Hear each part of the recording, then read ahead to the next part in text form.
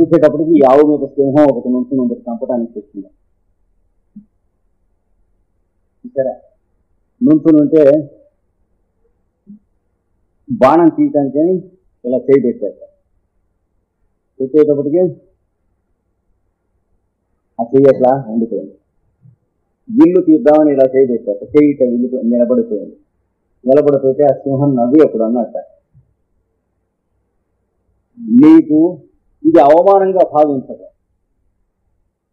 ఎవడన్నా ప్రపంచంలో సాటి వాళ్ళ దగ్గర కనుక నీకు చేతకానితనం వస్తే అవమానమే, కానీ నేను పరమేశ్వరుడు ప్రమథగణాల్లో మొదటి వాడిని, నా దగ్గర వస్తే నీకు ఇది శౌర్య గుణమే కానీ అవమానం కాదు, బాధపడకుండా. అంటే నా దగ్గర నువ్వు చెయ్యి ఇరుక్కుపోయి ఎందుకంటే నీకు గొప్పతనమే కానీ అవమానం ఏం లేదు, నేను ఎవరినో నీకు ఇంకా తెలియదు అన్నట్టు అని ఏదో చెప్పుకుంటూ వచ్చాడు.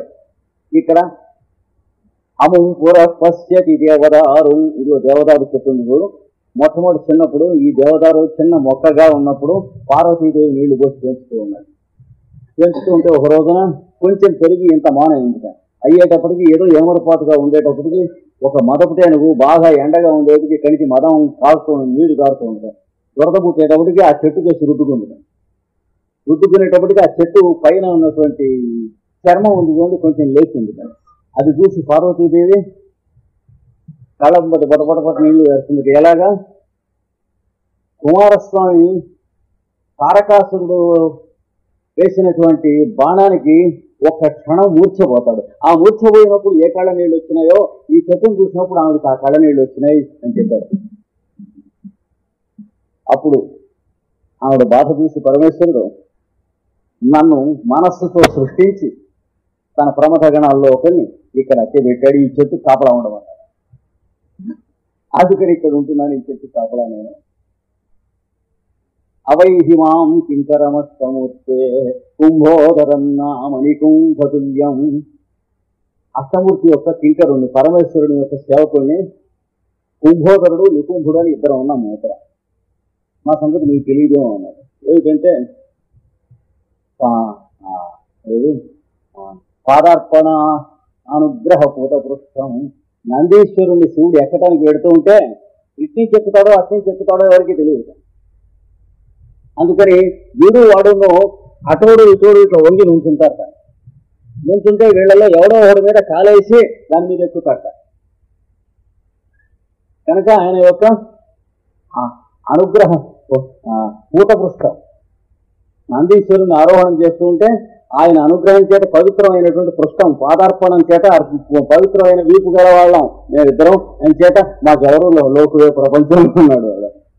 అలాంటి నాకు పరమేశ్వరుడు ఏం ఆజ్ఞ ఇచ్చాడంటే నాకు ఆకలైనటువంటి టైంకి ఇక్కడికి ఏ జంతువు వస్తే అది నాకు ఆహారంగా ఆయన అనుజ్ఞ ఇచ్చాడు. ఇప్పుడు నాకు ఆకలైనటువంటి టైం, అన్నం తినవలసిన టైం ఈ ఆవు ఇక్కడికి వచ్చింది, నేను దీన్ని తింటున్నాను. గురువు గారు ఆవు అంటే అప్పుడు వీడన్నట్ట,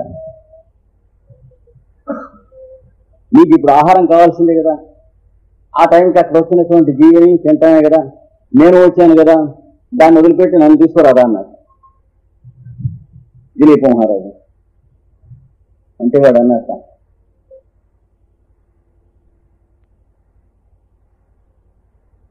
యకోపి రక్ష్యన్ బహుపాతు ఇచ్చన్ విమూఢపా ప్రతిభాసిమే త్వాం విచారమూఢ ప్రతిభాసిమే త్వాం. ఒక్క ఆవును రక్షించడం కోసమని ఇన్ని కోట్ల మంది ప్రజల్ని దిక్కులేని వాళ్ళని చేద్దామని సంతగా ఏమవుతారు వాళ్ళంతా.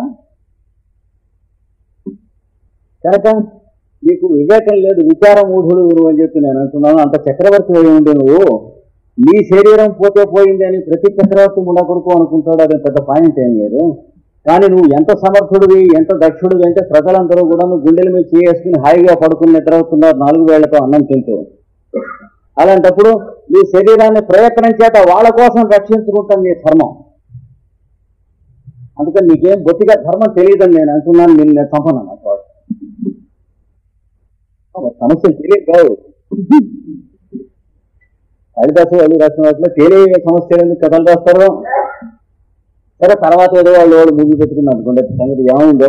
కనుక సమర్థుడు అయి ఉండి నువ్వు ప్రజల్ని రక్షించడం కోసం అని చెప్పి నువ్వు ప్రయత్నం నువ్వు దోషిగా.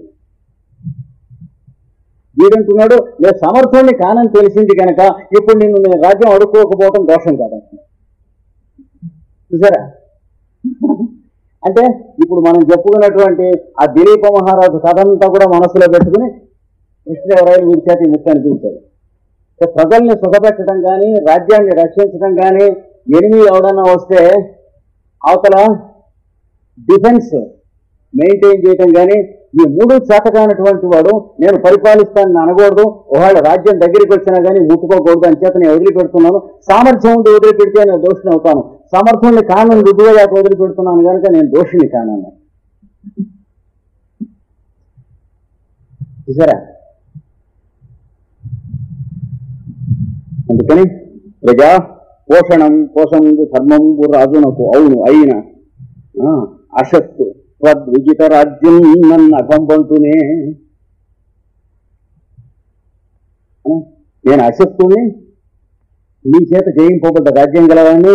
నాకు రాజ్యం వద్దని అనుకుని బ్రహ్మ విద్య పొందితే పాపం ఎందుకు పొందుతానయ్యా? నేను అసమర్థుని రాజ్యానికి అయినప్పుడు రాజ్యాన్ని నేను కోరకూడదు. అంచేత నాకేం పాపం రాదు ఇప్పుడు నిన్ను మోక్ష విద్య అడిగితేనని. అంటే ఎంతెంత ధర్మసూక్ష్మాలు ఆ మాట్లాడుతున్నారు.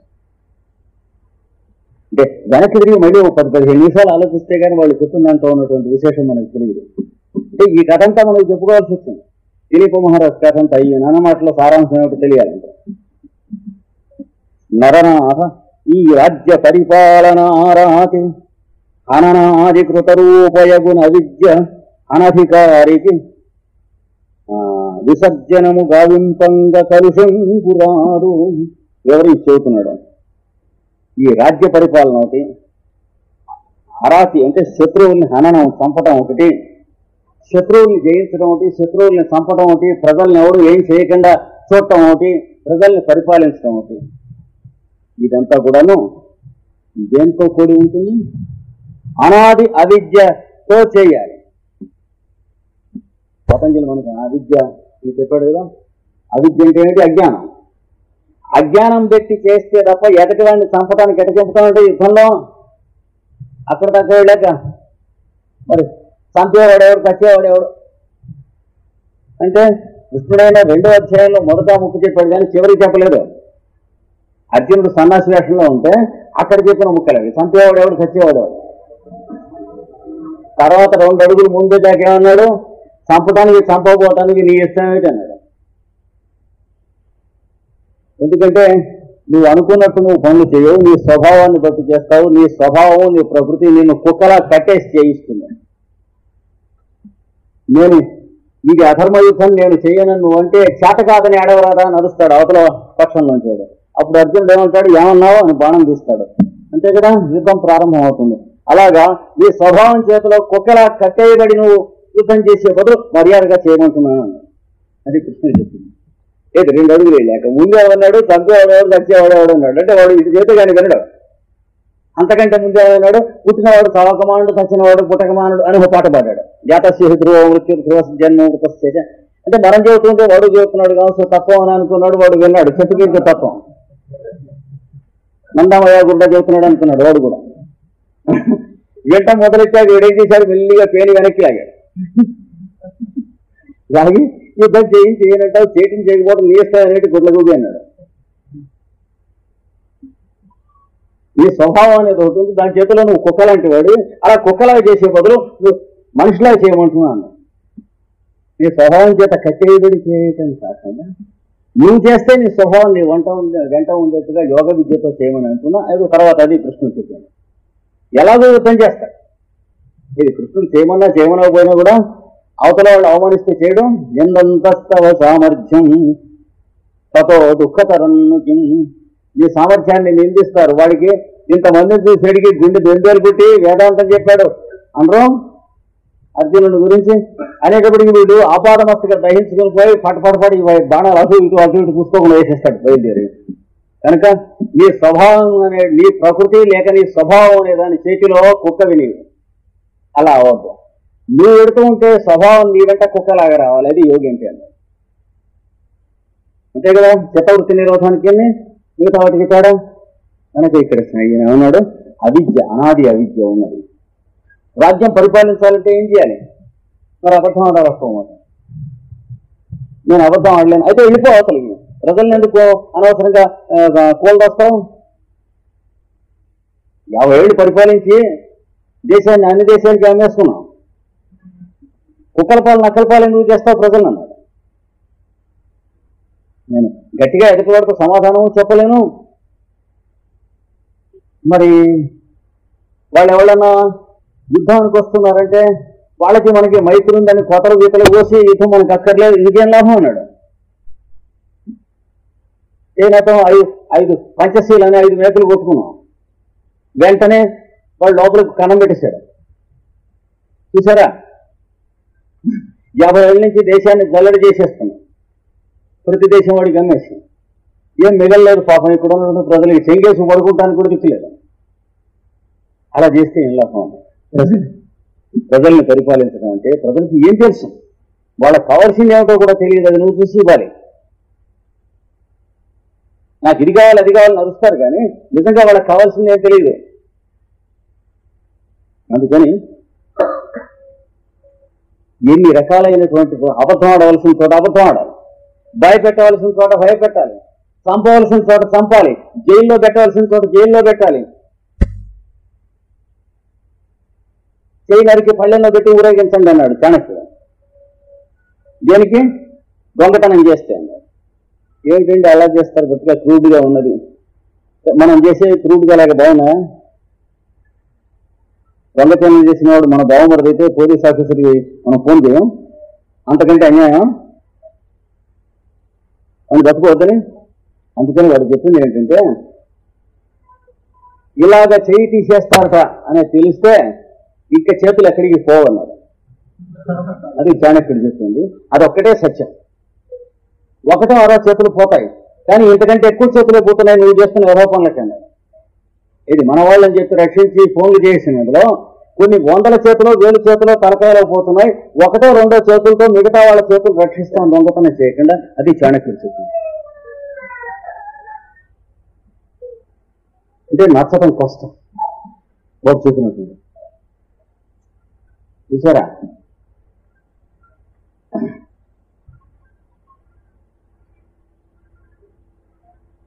మంత్రి రాజుగారినేమో చంపేసి, ఏది చాణక్యుడు నందరాజు గారు చంపేసేస్తే చంద్రగుప్తునేమో రాజు చేశాడు. చేశాక ఆ చచ్చిపోయిన రాజు తాలూకు మంత్రి ఆ చచ్చిపోయిన రాజుకి పుట్టబోయే కొడుకు అంటే భార్య గర్భిణిగా ఉంది, వాడికి రాజ్యం కట్టబెడదామని చెప్పి మళ్ళీ తాపత్రయపడుతున్నాడు. అంటే వాడు ఎంత మహానుభావుడు అనమాట. చచ్చిపోతే వాడి మీద ఇంకా విలువ ఉంటుందా? చచ్చిపోతే కాదు, రిటైర్ అయితే విలువ ఉంటుందండి. నరపురికి ట్రాన్స్ఫర్ అయితే విలువ ఉంటుందా? మన ఊళ్ళో ఆయన ఇన్కమ్ ట్యాక్స్ ఆఫీసర్ అని తెలిసినంత వరకు 2 సార్లు కూర్చోండి ఉంటాం, కానీ ఆయన హైదరాబాద్ ట్రాన్స్ఫర్ చేశారంటే నుంచోబెట్టే మాట్లాడతాం. నరపురుల యొక్క లక్షణం అది. భయంతో ధర్మం ప్రవర్తించేటువంటి జీవులం తప్ప భక్తితో ధర్మం ప్రవర్తించే జీవులం కాదు కదా నరలు అంటే. ఎవరో మహానుభావులు భక్తితో చేసేటువంటి వాళ్ళు కనుక అలాంటప్పుడు ఈ యుద్ధం చేసి మళ్ళీ చంద్రగుప్తుని జయించి ఆ పుట్టబోయే కుర్రాడికి రాజ్యం ఇప్పించాలని చెప్పి వాడు పారిపోయి అడవిలో ఉండి జనాన్ని మళ్ళీ కూడదీస్తున్నాడు. ఆ చచ్చిపోయిన రాజుగారి మంత్రి. ఈ చాణక్యుడు ఏం చేశాడు? వాడి కుటుంబాన్ని చాణక్యుడు ఉన్న ఊళ్ళో షావుకారు గారి ఇంట్లో దాచిపెట్టుకున్నాడు ఆ మంత్రి. అంటే ఈ షావుకారు ఎంత నమ్మకమైన వాడు, ఎంత మహానుభావుడు అయితే అంతటి మంత్రి తన కుటుంబాన్ని అక్కడ దాచిపెడతాడు? ఇచ్చుకున్నప్పుడు కాదు కదా. చాణక్యుడు ఏం చేశాడు? ఆ షావుకారు గారిని పిలిపించాడు.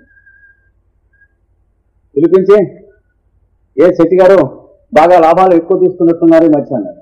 అంటే ఒళ్ళు పొగరెక్కింది. భయపెట్ట అనేటు ఎటో తమ్ముంది ఎంత అన్నాడు. అదేం కాదు, ఫలానా రాక్షస మంత్రి గారి యొక్క కుటుంబం తమ ఇంట్లో ఉన్నట్టుగా తెలిసింది, తీసుకొచ్చి హాజరు. అమ్మమ్మ అంత మాట, మాకు అట్లాంటి ఏం తెలియదు అండి అన్నాడు. అంటే తెలియకపోవటానికి వీల్లేదు, తీసుకురండి. నేను అడగమంటూ ఉంటే అన్నాడు. అంటే చాణక్యుడు చెప్పాడు, పాము నెత్తి మీద ఉన్నది, పాము మందు మురికి హిమాలయాల్లో ఎక్కడ ఉంది, జాగ్రత్తగా చూసుకున్నాడు. అంటే ఏంటి, తేడా వస్తే తలకాయ తీసేవాడిని నేను ఎదుర్కొండా ఉన్నాను, నీ మిత్రుడు ఎక్కడున్నాడు, ఎక్కడో అరణ్యాల్లో దాక్కుని ఉన్నాడు, నిన్ను రక్షించేవాడు కాదు, జాగ్రత్త అన్నాడు. అనేటప్పటికీ వీడు నా దగ్గర లేరు వాళ్ళ కుటుంబం, ఉన్నా కానీ నేను ఇవన్నీ ఏం చేసుకుంటారో చూసుకున్నాను. ఓకే, అలాంటి వాడు కాకపోతే వాడి దగ్గర పెట్టాడు అలాంటి మహానుభావుడు తన కుటుంబాన్ని. అమెరికా వాడు వచ్చి 10,000 రూపాయలు ఇస్తానని చెప్తే పెళ్ళాం పిల్లల్ని ఇచ్చేసేటువంటి గడిద కొడుకు దగ్గర పెడతాడా, ఇండియన్ దగ్గర పెట్టడా? అయితే రష్యా వాడు వచ్చి 15,000 రూపాయలు ఇస్తానంటే వాడికి అమ్ముడు పోయి 20th సెంచరీలో ఉన్న వాళ్ళ దగ్గర పెట్టడం చూసారు.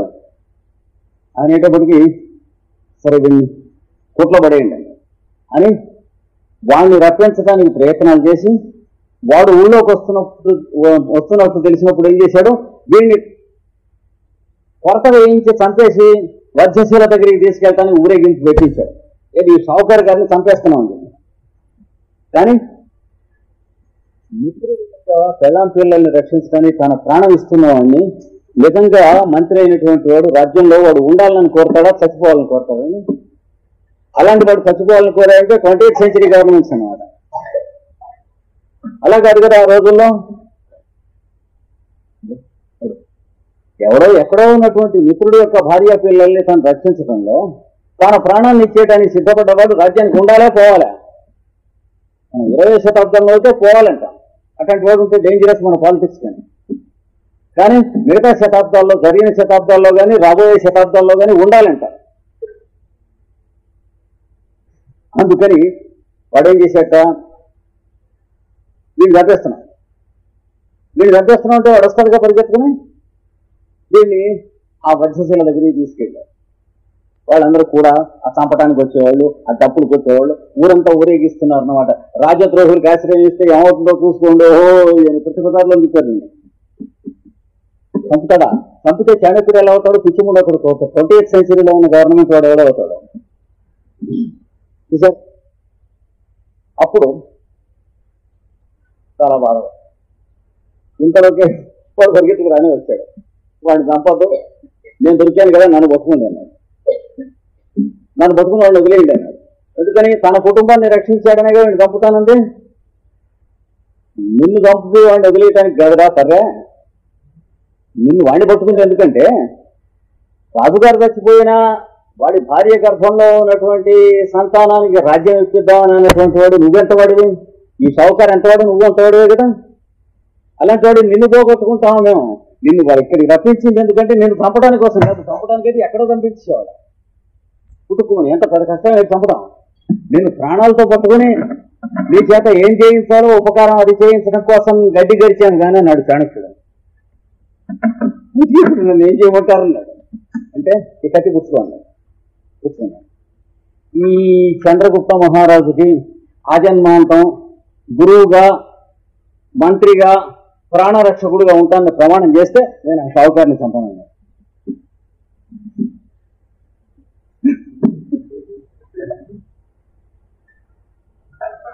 ఇంకేం మార్గం లేదు, ఇది ఒక్కటి అయితే నీ మిత్రులను వదిలిపెట్టాను, లేకపోతే వాడు తలకాయ వెళ్ళిపోయింది అన్నాడు. తలకాయ వెళ్ళి ఊరేడు వేషం అంత పెట్టాడు అవన్నీ. అనేటప్పటికీ ఏ మిత్రధర్మం కోసం అయితే సమస్త ధర్మాలు ప్రమాణాలు కూడా బంధాలు పెంచుకుని వదిలేసుకుంటున్నామో అట్లాంటి మిత్రధర్మానికి తలకాయ ఉంచుతున్నాను నమస్కారం అని చెప్పి ఈ చంద్రగుప్తుని నేను బతుకున్న నాళ్ళు కూడా గురువునై, మంత్రినై, రక్షకుడనై ఉంటానని ప్రమాణం తీసుకుని అయిపోయింది. పోయిందా? అయిపోయింది. ఇంకేముంది? వాడిని వీడికి అప్పచెప్పి వీడు అడిగి వెళ్ళిపోయాడు చాణక్యుడు. కనుక రాజనీతిలో ఎన్ని చేయాలి, మరి ఎన్ని అబద్ధాలు ఆడాలి, ఎన్ని కూలీలు చేయాలి? కూలీలు కావు, ప్రజల కోసం చేసేది. కనుక వీటన్నిటికీ ఇది ఎందుకోసం చేయాలి? ఇందులో ఒక్కటి తన కోసం చేస్తే నాశానికి వెళ్ళిపోతాడు, నరకానికి. ఇందులో ఒక్కటి తన కోసం కాకుండా చేయాలి కదా. కానీ చేయవలసింది దేంతో చేయాలి? అనాది అయిన అవిద్యతో చేయాలి. అజ్ఞానం ఉంటే చేయగలుగుతాడు కానీ పరిపూర్ణ జ్ఞాని, శుద్ధ బుద్ధుడు, శుద్ధ స్ఫటిక సంకాశం అనుకోండి, వాడు మరి వాడు శత్రువుని చంపాలంటే శత్రువుడు మిత్రుడు చంపడం వాడు కట్టేవాడు అంటే వాడు వీడికి తలకాయ తీసేసి వెళ్ళిపోతాడు. ఇప్పుడు మనం చూస్తున్నట్టు ఇవన్నీ ఉంటాయి. ఏదో పాపం రాజుగారికి చాలా మంచి మంత్రులు ఉండేవారు, గట్టివాళ్ళు. అలా ఉంటూ ఉండగా ఒక రోజున ఒరే గడ్డం చేయమంటారా అన్నట్ట. రాత్రి నిద్రలేదు, రాజకార్య మందిరాల్లో ఉన్నాడు. పాపం తెల్లవారుజాము రాక రాజ్య కార్యాలయంలో ఉన్నాడు. అలా తిరిగిపోవట్లు లేచి మళ్ళీ ఏరా గడ్డం చేయడం మంగళ క్రమం అంటే రాను వచ్చాడు, చేయను చేశాడు. ఈ మెరుపు రాకుండా గడ్డం చేశాడు. వాడు చేసేటికి వాడిని పిలిపించాను. పిలిపించి నీకేం కావాలన్నాడు. అంటే ఒక మంత్రి పదవి ఇప్పించండి అన్నాడు. అనేటోటికి వాడికి ఒక మంత్రి పదవి ఎందుకని రాజుల దగ్గర ఆ రోజున ప్రధానమంత్రి పదవి ఇప్పించాడు.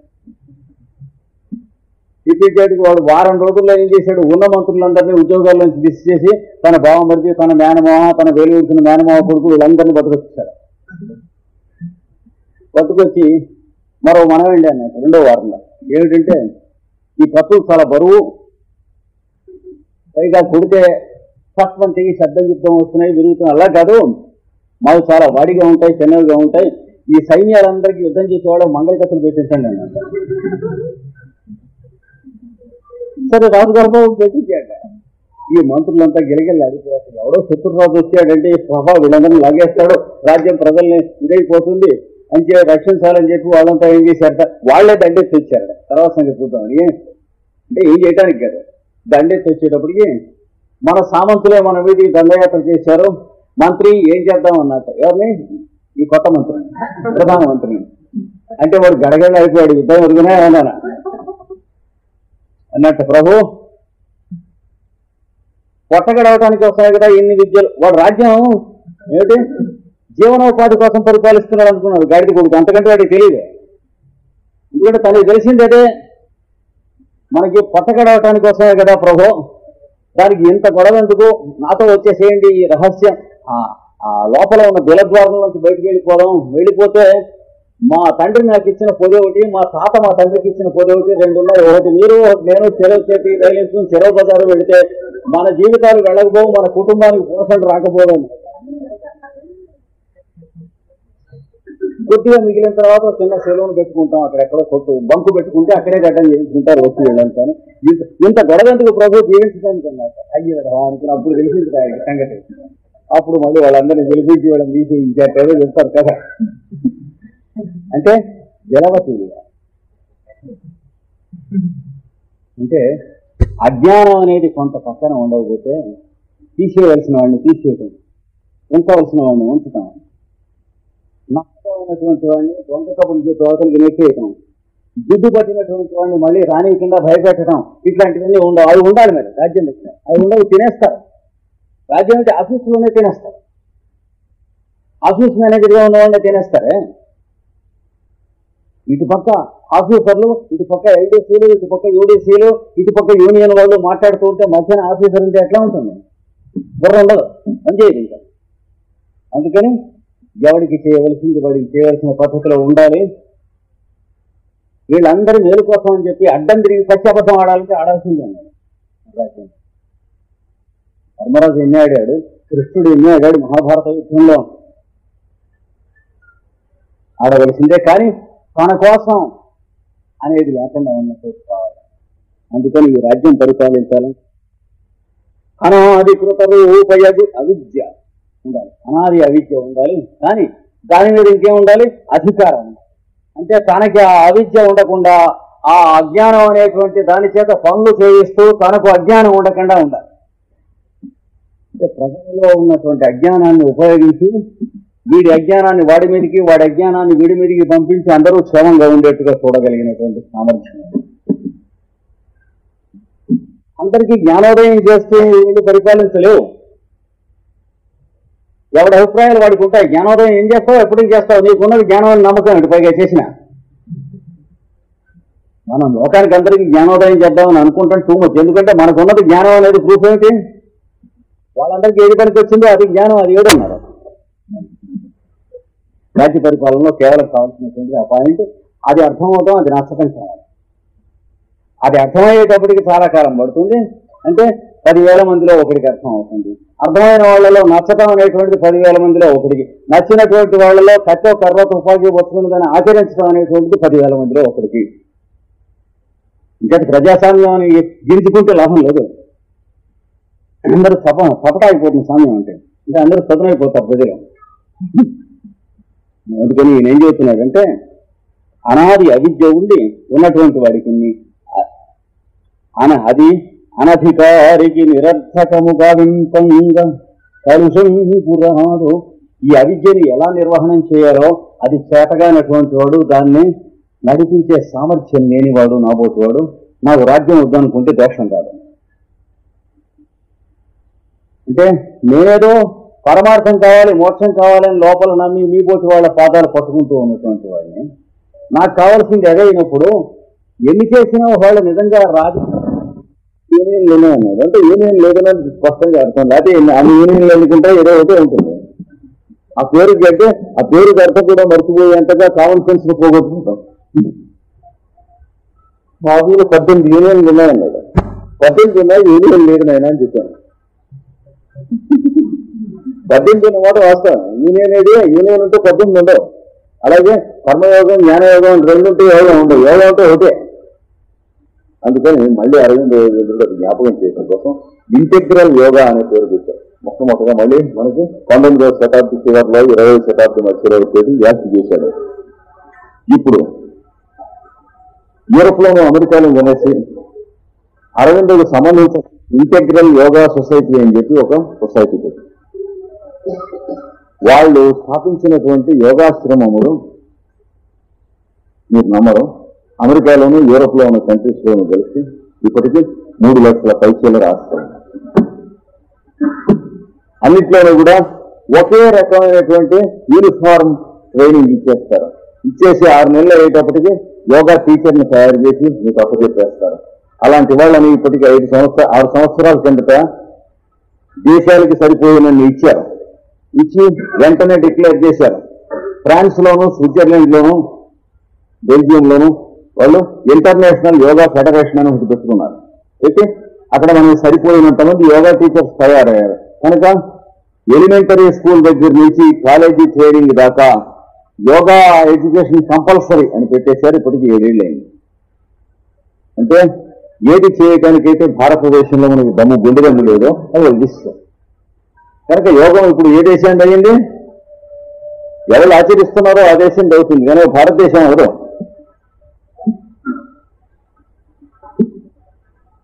అట్లాగే జపాన్ వాళ్ళు, జపాన్కి సంబంధించినటువంటి బౌద్ధ శాఖకు సంబంధించిన ఒకనొక రాజయోగ శాఖ ఉన్నది.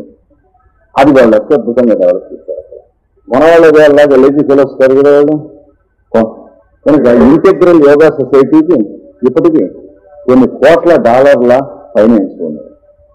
అంతేగాక 18 వాళ్ళ సొంత ప్లేన్స్ వాళ్ళకి కమ్యూనికేషన్స్ కోసం ఉన్నాయి. అంటే అవన్నీ గొప్ప కోసం కాదు. అంటే ఎంతగా ఇంటెగ్రిటీ యోగా అనేటువంటి పేరు అరవింద్ ఏ క్షణాన్ని పెట్టాడో మళ్ళీ ఎంత వ్యాపించింది. అది ఇంటెగ్రిటీ యోగా అంటే. అంటే వీటన్నింటినీ కూడా ఏం చేస్తే అంటే మనం చెప్తూ ఉన్నటువంటి అష్టాంగ యోగము 8 అంగములు ఈ పతంజలి చెప్పింది. తర్వాత భక్తి యోగము, తర్వాత త్యాగము లేక దానము, ఇవన్నీ కలిస్తే యోగం అనేటువంటి శబ్దం ఉంటుంది. భగవద్గీతలో మనకి యోగం అనే మాటకి ఇవన్నీ కలిపి ఉన్నటువంటిది యోగం తప్ప. అందుకనే పతంజలి ప్రతి సూత్రానికి కూడా భగవద్గీతలో ఒక వాక్యం దొరుకుతుంది మీకు. అంటే ఏ వాక్యంలోంచి అయితే పతంజలి యోగ సూత్రాలు రాశాడో ఆ వాక్యాలు మీకు భగవద్గీతలో దొరుకుతాయి. స్థిర సుఖం ఆసనం అని ఇందులో ఉంటే స్థిరం ఆసనం ఆత్మన అని అందులో ఉంటుంది. ఏంటి ఇక్కడ ఈశ్వర ప్రణిధానాద్వా అని ఇక్కడంటే వాడు ఈశ్వర ప్రణిధానంచ అని. ఈశ్వర ప్రణిధానం అంటే ఏమిటి? ఈశ్వర సర్వభూతానాం హృద్దేశే అర్జున తిష్టతి. అంటే ఇందులో పతంజలి యోగ సూత్రంలో చెప్పనటువంటివి, వదిలిపెట్టినటువంటివి కూడా మీకు దానికి కావాల్సిన సప్లిమెంటేషన్ అంతా భగవద్గీతలో జరుగుతుంది. శాస్త్రంలో ఎప్పుడు ఏం చెప్పారంటే, ఒక గ్రంథంలో అనుక్తం అన్యతో గ్రాహ్యం. ఒక శాస్త్ర గ్రంథంలో మీకు చెప్పని విషయం అదే శాస్త్రానికి సంబంధించి ఇంకో గ్రంథం వచ్చి తీసుకుని సప్లిమెంట్ చేస్తూ ఉన్నారు. చూసారా, భగవద్గీతలో మీకు అలా దొరుకుతాయి ఇవన్నీ. కనుక ఇవన్నీ కలిపిన దాన్ని యోగం అని చెప్పాడు భగవద్గీతలో. అయితే ఒక్కొక్క అధ్యాయానికి ఒక్కొక్క యోగం అని పేరు పెట్టారు కదా అని మీరు అడగచ్చు. అవి యోగాభ్యాసాలకు సంబంధించిన యోగాలు కదా. అర్జున విషాద యోగాన్ని కూడా యోగం అని అన్నాడు. అంటే అర్జునుడు ఏడవటం. అయితే ఆశ్చర్యం ఏమిటంటే, ఆ 18 పేర్లోనూ గ్రంథకర్త పెట్టినవిగా కాపీయిస్టులు పెట్టినవి. ఇది అధ్యాయాల పేర్లు ఉన్నాయి, కొన్నిటికి అసలు అర్థం కూడా ఉండదు. భారతంలో ఉన్నటువంటి మిగతా అధ్యాయాలకి వేట్లకి కూడా పేర్లు లేవు. ఈ 18కి ఎవడో భక్తి ఎక్కువ పేర్లు పెట్టుకున్నాడు. భారతంలో ఉన్న అధ్యాయాలు ఇవి కూడా, కానీ అంతకంటే వేరే పుస్తకం కాదు భగవద్గీత. భగవద్గీత వేరే పుస్తకం అని అనుకునే వాళ్ళు మర్చిపోయి చాలా మంది ఉన్నారు. భగవద్గీత వేరే పుస్తకం కాదు. మహాభారతంలో 18 పర్వాలు ఉన్నాయి. అందులో భీష్మ పర్వం దగ్గర నుంచి యుద్ధం మొదలవుతుంది. ఆ భీష్మ పర్వంలో యుద్ధ ప్రారంభంలో ఉభయ సేనలు చేరినప్పుడు అక్కడ కృష్ణార్జునుల మధ్య జరిగినటువంటి సంవాదం అయినటువంటి ఒక 18 అధ్యాయాలు భగవద్గీత అన్నారు. కానీ భగవద్గీతని గ్రంథం ఏమీ లేదు. 19వ అధ్యాయం కూడా ఉంది. దాని తర్వాత